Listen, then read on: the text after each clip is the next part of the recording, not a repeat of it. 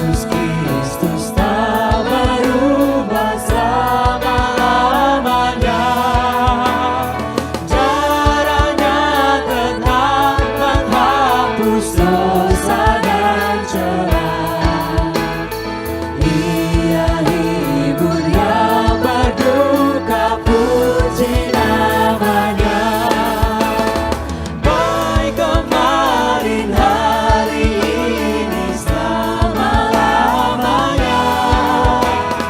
Yesus Kristus tak berubah, puji namanya. Puji namanya. Puji namanya. Yesus Kristus tak berubah, puji namanya.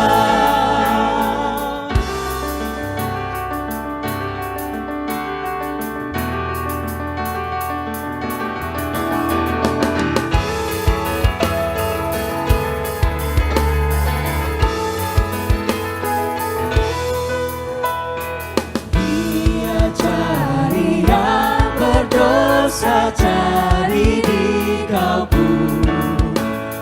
Datanglah, rendahkan hati, serahkan dirimu. Dulu kala ia sambut orang bercela, kini di kau pun disambut, diampuninya. Baik kemarin, hari ini, selama-lamanya. Yesus Kristus tak berubah, puji namanya. Puji namanya. Puji namanya. Yesus Kristus tak berubah, puji namanya. Bapak Ibu Saudaraku yang terkasih, sebelum kita membaca dan merenungkan firman Tuhan, mari saya ajak kita sama-sama kita berdoa. Mari kita berdoa. Ya Allah, Bapa kami, kini kami hendak membaca dan merenungkan firman-Mu. Berbicaralah kepada kami sekalian melalui hamba-Mu yang Kau jadikan alat untuk memberitakan firman-Mu. Tolonglah kami untuk memahaminya dan juga dapat melakukan firman-Mu dengan setia. Berbicaralah ya Tuhan, karena kami putra-putrimu, anak-anak-Mu, sedia untuk mendengarkan, merenungkannya, dan melakukan firman Tuhan itu di dalam hidup kami. Amin. Pembacaan kita pada hari ini, kita akan sama-sama buka dan kita baca dari Injil menurut Matius, pasal 21, ayat 1 sampai ayatnya yang ke-11. Lembaga Alkitab memberikan judul pembacaan kita pada hari ini, Yesus dielulukan di Yerusalem. Dan firman Tuhan begini. Ketika Yesus dan murid-muridnya telah dekat Yerusalem dan tiba di Betfage yang terletak di Bukit Zaitun, Yesus menyuruh 2 orang muridnya dengan pesan, "Pergilah ke kampung yang di depanmu itu, dan di situ kamu akan segera menemukan seekor keledai betina tertambat dan anaknya ada dekatnya. Lepaskanlah keledai itu dan bawalah keduanya kepadaku. Dan jikalau ada orang yang menegur kamu, katakanlah, Tuhan memerlukannya, Ia akan segera mengembalikannya." Hal itu terjadi supaya genaplah firman yang disampaikan oleh Nabi. "Katakanlah kepada putri Sion, lihat rajamu datang kepadamu. Ia lemah lembut dan mengendarai seekor keledai beban yang mudah." Maka pergilah murid-murid itu dan berbuat seperti yang ditugaskan Yesus kepada mereka. Mereka membawa keledai betina itu bersama anaknya, lalu mengalasinya dengan pakaian mereka, dan Yesus pun naik ke atasnya. Orang banyak yang sangat besar jumlahnya menghamparkan pakaiannya di jalan. Ada pula yang memotong ranting-ranting dari pohon-pohon dan menyebarkannya di jalan. Dan orang banyak yang berjalan di depan Yesus dan yang mengikutinya dari belakang berseru, katanya, "Hosana bagi anak Daud, diberkatilah dia yang datang dalam nama Tuhan, Hosana di tempat yang maha tinggi." Dan ketika ia masuk ke Yerusalem, gemparlah seluruh kota itu, dan orang berkata, "Siapakah orang ini?" Dan orang banyak itu menyahut, "Inilah Nabi Yesus dari Nazaret di Galilea." Bapak Ibu Saudaraku yang terkasih, demikianlah pembacaan firman Tuhan. Yang berbahagia adalah mereka yang memelihara dan melakukan di dalam kehidupannya.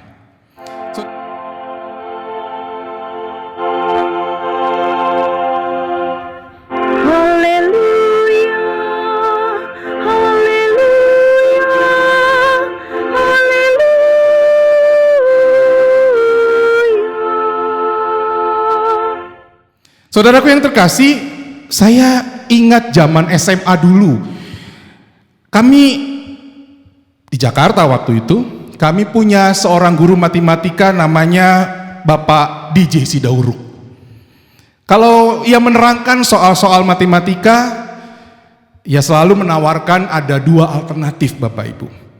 Dia akan bilang kepada kami murid-muridnya di kelas, kalian mau cara yang mudah atau cara yang panjang? Hampir semua murid di kelas jelas memilih cara yang mudah untuk menyelesaikan soal matematika yang kemudian menjadi tugas kami semua. Bapak Ibu Saudaraku, manusiawi kelihatannya. Kita memang seringkali cenderung untuk suka memilih cara yang mudah ketimbang cara yang sulit. Cara yang cepat selesai ketimbang cara-cara yang membutuhkan waktu panjang, proses panjang untuk menyelesaikannya. Instan, serba cepat, bukan saja untuk menyelesaikan persoalan, tapi juga bahkan hal seperti ini merambah ke persoalan makan. Makanan serba instan. Makanan dibekukan, tinggal dipanaskan di alat pemanas. Makanan tinggal buka bungkus, seduh dengan air panas, lalu jadi dan siap dimakan. Proses yang kadang butuh waktu, butuh tenaga, butuh perjuangan, bahkan butuh pengorbanan, seringkali menjadi sesuatu yang dihindari. Bapak Ibu Saudaraku yang Tuhan Yesus kasihi, hidup yang kita jalani saat ini adalah kehidupan yang tidak selalu mulus, tidak selalu indah, tidak selalu penuh dengan tawa, dan tidak selalu di dalamnya ada sukacita dan kegembiraan. Hidup yang kita jalani saat ini bukanlah kehidupan yang selalu mudah. Hidup yang tanpa halangan, hidup yang tanpa rintangan, hidup yang tanpa masalah, hidup yang tanpa perjuangan, hidup yang tanpa kesusahan, dan tanpa penderitaan serta pergumulan. Terus terang, kita sebagai orang yang menjalani hidup ini tidak dapat menghindari dinamika kehidupan yang penuh dengan warna-warni seperti itu. Kita tidak bisa selalu mendapatkan kehidupan yang senang terus, bahagia terus, selalu penuh dengan tawa, dan tidak pernah mengalami penderitaan, tidak pernah mengalami kesusahan, tidak pernah mengalami kedukaan. Bapak Ibu Saudaraku, itulah misteri hidup ini. Misteri hidup yang harusnya kita jalani dan kita hadapi. Tapi yang jadi pertanyaan adalah, dan ini pertanyaan penting bagi saya adalah, bagaimana kita kemudian menjalani kehidupan kita saat ini yang harus mengalami warna-warni kehidupan yang kadang memang tidak bisa kita hindari. Termasuk yang di dalamnya ada kesusahan, kepahitan, kegetiran, sengsara, dan mengalami berbagai bentuk rasa duka.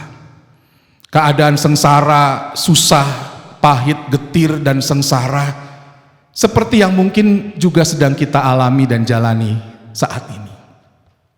Bapak Ibu Saudaraku yang Tuhan Yesus kasihi, hari ini sebagai gereja kita merayakan Minggu Palmarum, yaitu merayakan dan mengingat peristiwa Tuhan Yesus masuk kota Yerusalem dengan menunggang seekor keledai betina. Peristiwa ini juga menandakan awal dari kisah sengsara Tuhan Yesus sampai pada akhirnya berpuncak pada peristiwa salib di Golgota. Peristiwa ini ditandai dengan adanya kerumunan orang yang menyambut Tuhan Yesus sambil menghamparkan pakaian dan menebarkan potongan-potongan ranting dari pohon-pohon di sepanjang jalan yang Tuhan Yesus lalui. Serta kerumunan orang banyak yang mengikuti Yesus dari belakang, dan semuanya adalah orang-orang yang menyambut Yesus dengan meneriakkan kata-kata Hosana bagi anak Daud, diberkatilah dia yang datang dalam nama Tuhan, Hosana di tempat yang maha tinggi. Mereka ini adalah oklos, Bapak Ibu, atau orang kebanyakan. Oklos yang menunjukkan mereka bukan berasal dari kalangan atas dan elit, tapi orang kebanyakan atau masyarakat pada umumnya yang datang dari kelas menengah dan bawah pada saat itu. Para oklos yang bukan berasal dari kalangan elit penguasa dan elit agamawan Yahudi pada hari itu. Mereka lah yang menyambut Yesus sebagai Mesias yang diharapkan dapat membebaskan mereka. Inilah yang muncul dalam jawaban orang banyak pada saat itu ketika ditanya siapa yang datang ke Yerusalem dan mendapatkan sambutan yang luar biasa seperti tadi.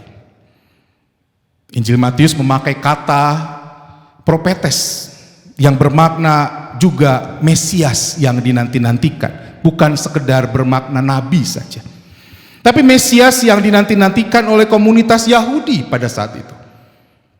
Gambaran Mesias pada saat itu adalah juga gambaran seorang raja yang membebaskan, datang dengan kuda perang, dengan segala kejayaan, dengan segala kekuasaannya untuk membebaskan bangsa Yahudi dari penindasan bangsa Romawi. Bapak Ibu Saudaraku yang terkasih, Tuhan Yesus memutarbalikkan gambaran Mesias seperti itu yang ada dalam pikiran kebanyakan orang Yahudi. Bahkan dalam pikiran para murid. Tuhan Yesus datang bukan dengan naik kuda perang yang gagah perkasa. Tuhan Yesus datang naik keledai betina yang adalah binatang yang dipakai untuk pekerjaan sehari-hari, bukan untuk perang. Yesus datang sebagai Mesias yang sederhana, yang lemah lembut, tapi yang membebaskan. Bukan seperti yang dibayangkan orang kebanyakan. Dan justru dia datang untuk masuk ke dalam masa sengsaranya. Maka tidak heran Bapak Ibu Saudaraku, tidak lama dari peristiwa itu, orang-orang yang tadi kita baca berteriak Hosana, diberkatilah yang datang dalam nama Tuhan, diberkatilah yang maha tinggi tadi, bisa jadi adalah orang-orang yang kemudian berteriak, salibkan dia, salibkan dia. Mereka jugalah yang mungkin berteriak, lepaskan Barabas, lepaskan Barabas. Hal ini disebabkan karena apa yang kemudian terjadi tidak sesuai dengan apa yang menjadi bayangan dan harapan orang kebanyakan.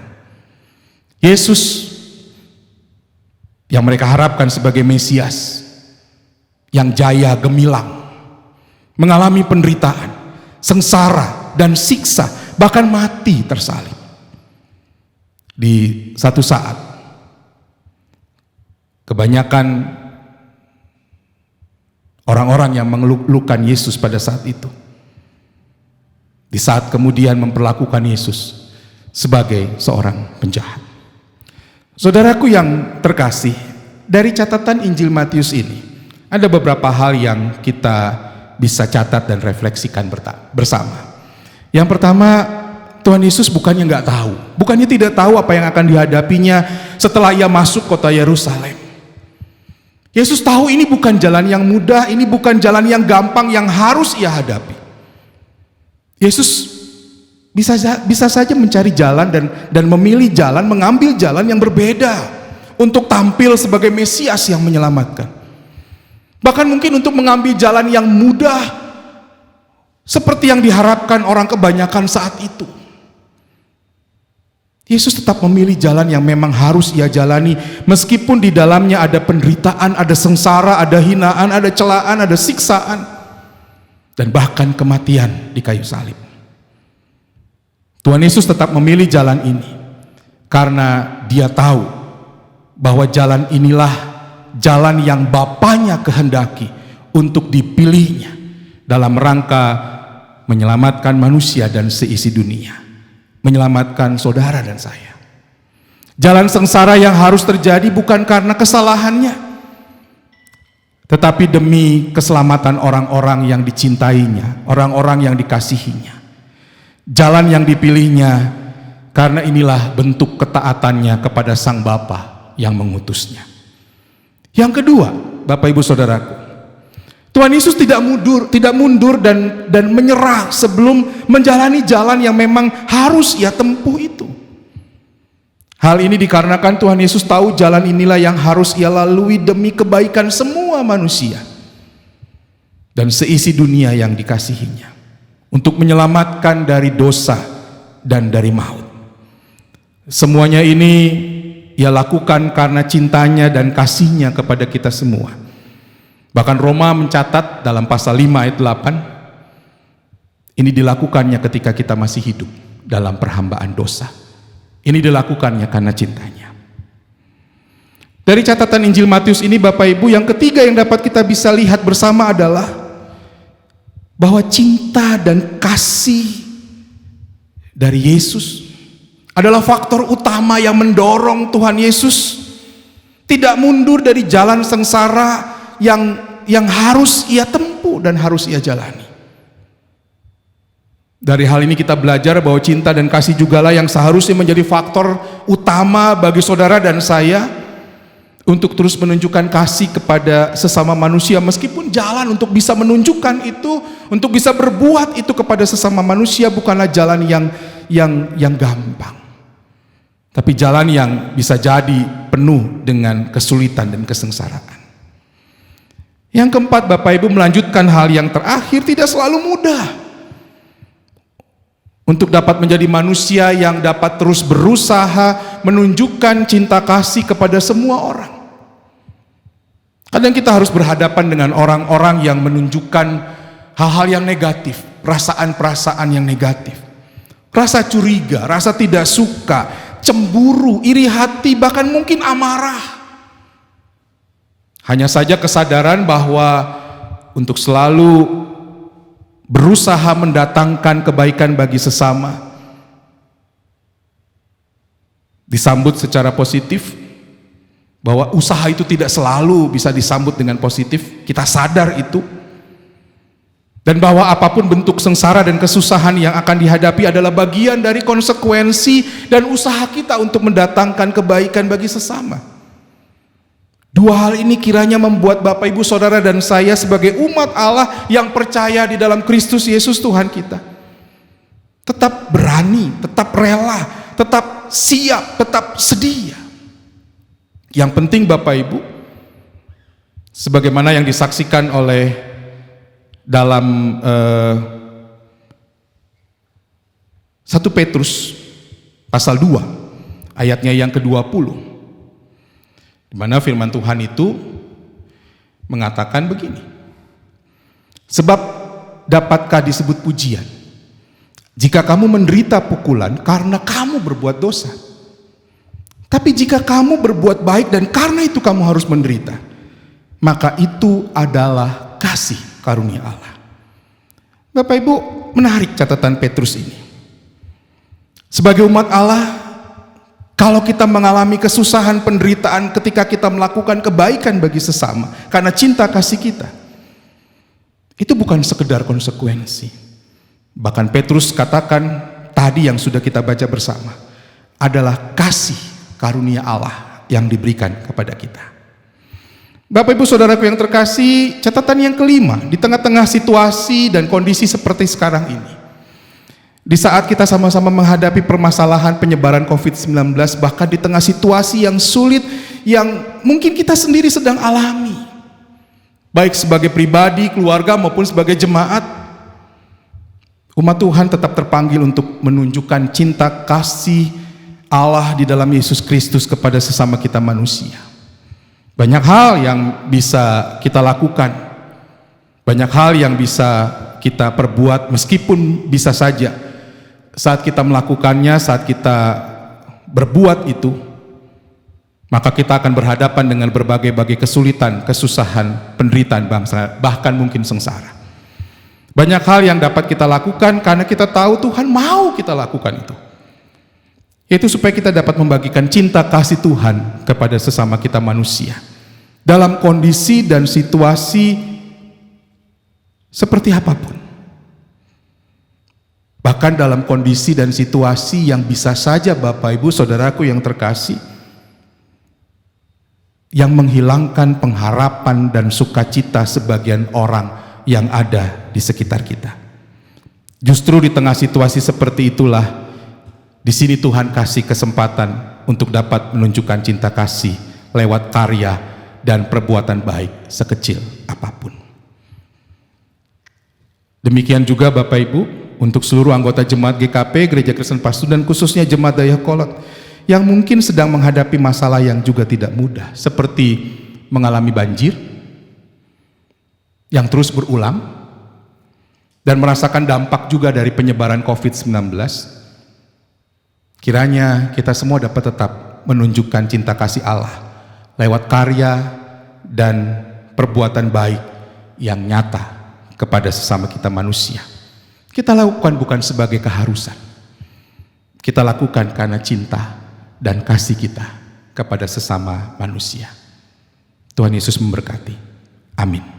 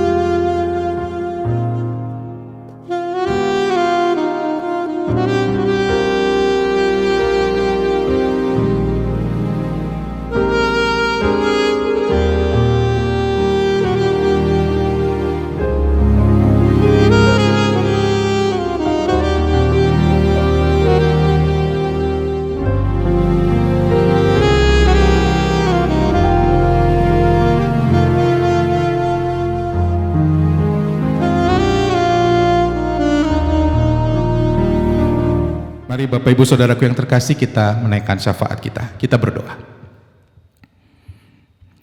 Ya Allah, Bapa yang penuh kasih, dari apa yang sudah kami baca dan renungkan bersama pada saat ini, lewat jalan sengsara yang Yesus pilih, yang harus Ia jalani, Dia tempuh karena Dia tahu semuanya itu untuk mendatangkan keselamatan dan kebaikan kepada kami sekalian. Hari ini kami belajar bersama bahwa kadang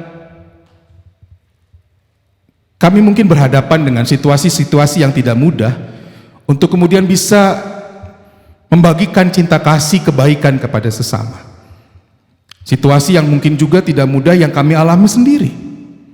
Tapi hari ini kami belajar bahwa Tuhan menghendaki kami untuk bisa terus membagikan cinta kasih yang sudah kami terima dari Engkau dalam Kristus Tuhan kami kepada sesama kami manusia dalam segala keadaan, dalam segala situasi. Bahkan ketika mungkin kami juga harus berhadapan dengan segala kesusahan. Kiranya itu tidak membuat kami undur, tapi kami tetap teguh, kami tetap berusaha sekuat tenaga melakukan apa yang Tuhan kehendaki ini. Pada hari ini dalam syafaat ini kami hendak bersama-sama berdoa untuk gereja kami, Gereja Kristen Pasundan, terutama kami yang di awal bulan April ini bersama-sama hendak mengimplementasikan program kerja kami, baik di tingkat sinode, di jemaat-jemaat, bahkan di klasis-klasis, terutama juga di jemaat GKP Dayakolot dan di klasis Priangan. Kami mohon Tuhan campur tangan dan menolong supaya kami bisa mengimplementasikan program-program kerja kami dengan baik, tapi juga sekaligus untuk bisa realistis dengan keadaan seperti sekarang.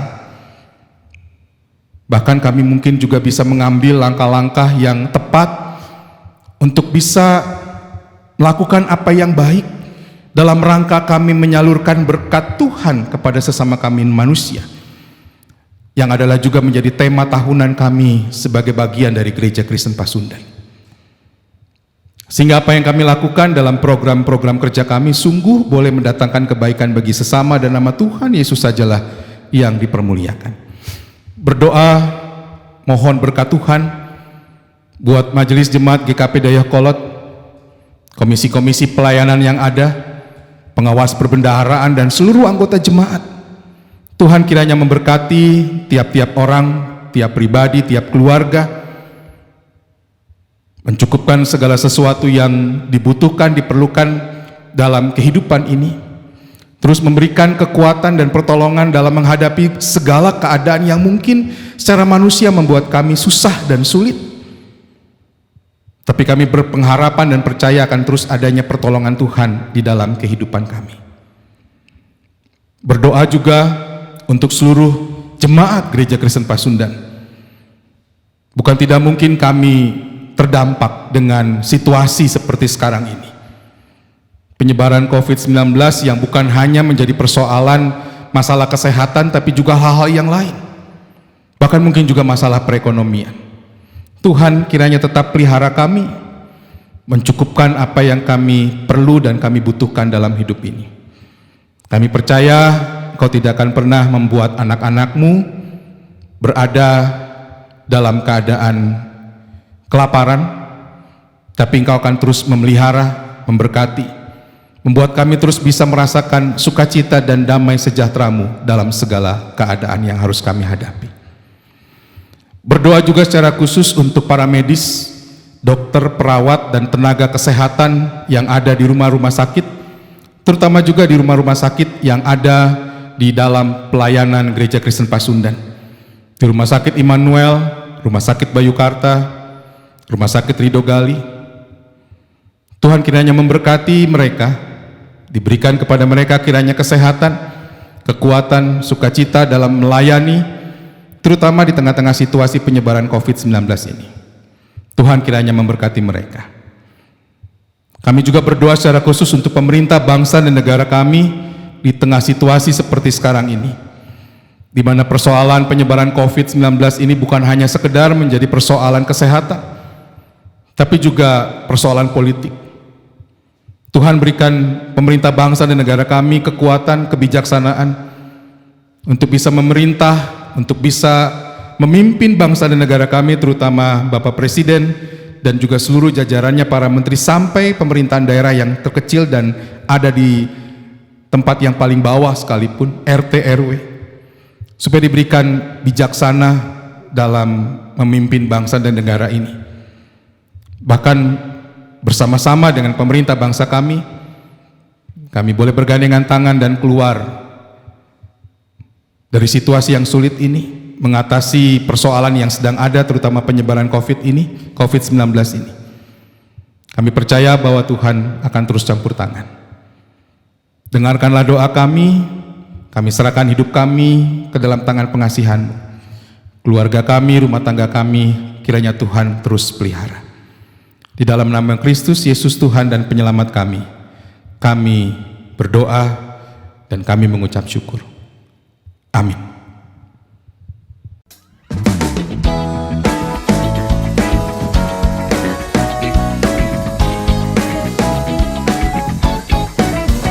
Aku milik-Mu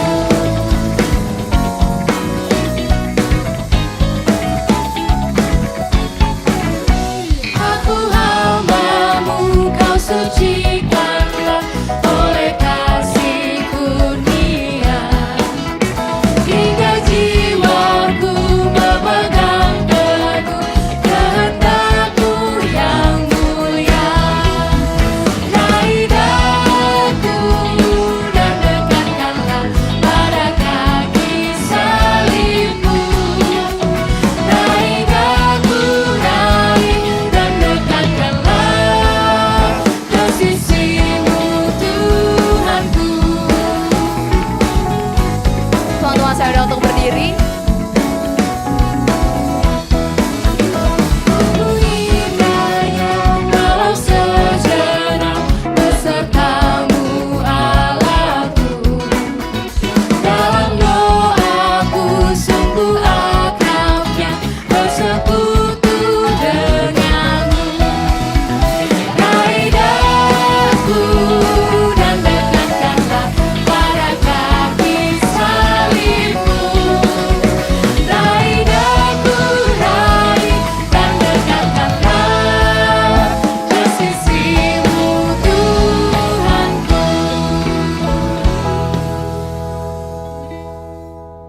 Bapak Ibu Saudaraku yang dikasih Tuhan, kita akan mengakhiri persekutuan kita pada hari ini. Kita akan kembali ke dalam kehidupan kita masing-masing.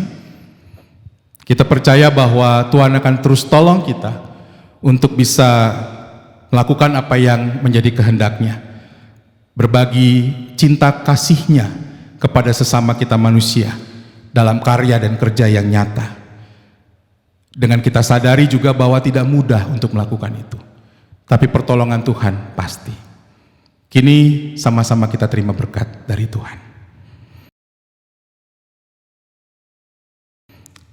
Tuhan memberkati engkau dan melindungi engkau. Tuhan menyinari engkau dengan wajah-Nya dan memberi engkau kasih karunia. Tuhan menghadapkan wajah-Nya kepadamu dan memberi engkau damai sejahtera.